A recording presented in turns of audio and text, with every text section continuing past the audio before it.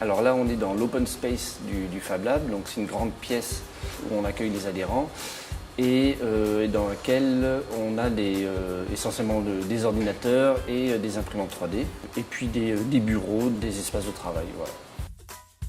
Alors, je suis Jean-Baptiste Bonnemaison, je suis le Fab Manager du Fab Lab Cohabit. Mon rôle, c'est un peu de faire tourner l'association, d'accueillir les adhérents, de les former sur les machines, et c'est déjà pas mal. Alors Cohabit, c'est une association dite Fab Lab parce qu'on a des outils de fabrication numérique comme les imprimantes 3D et la découpeuse laser.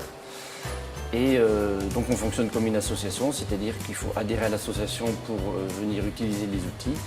Et ensuite, nous, on invite les adhérents à venir travailler ici pour qu'ils puissent échanger entre eux, échanger leurs connaissances, leurs compétences et puis travailler entre eux, même si des fois la plupart arrivent avec des projets très personnels. Il n'est pas impossible qu'ils se fassent aider par d'autres adhérents.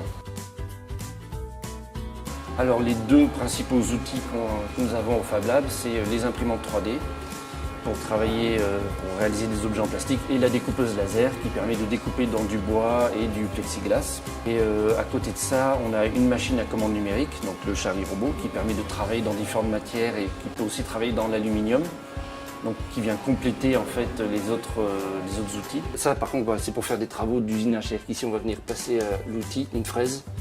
Et contrairement aux imprimantes 3D où on vient ajouter de la matière pour fabriquer la pièce, là on vient en retirer. Puis ensuite on a quelques petits outils pour travailler, pour faire de l'électronique, des fers à souder, des choses de base, et puis tout ce qui est du petit outillage dont on a en permanence besoin, tournevis, clés, etc. Il y a eu beaucoup de réalisations simplement artistiques, surtout avec la découpeuse laser. Puis sinon parmi les réalisations courantes, c'est réaliser des bidules, des trucs, des pièces en plastique. On ne sait pas trop à quoi ça sert, mais la personne qui en a besoin, elle sait exactement à quoi ça sert. Ça peut être aussi réalisé en plastique des pièces qui ont cassé et donc il faut remplacer.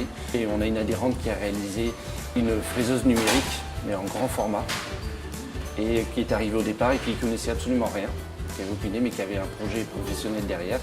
Donc nous, on a pu l'aider là-dedans. Et comme c'est une machine qui ressemblait beaucoup à d'autres machines sur lesquelles on était en train de travailler, on a pu l'aider très efficacement. C'est une machine qui va lui servir à faire des petites pièces en bois, mais en grande série. Et ça marche, oui.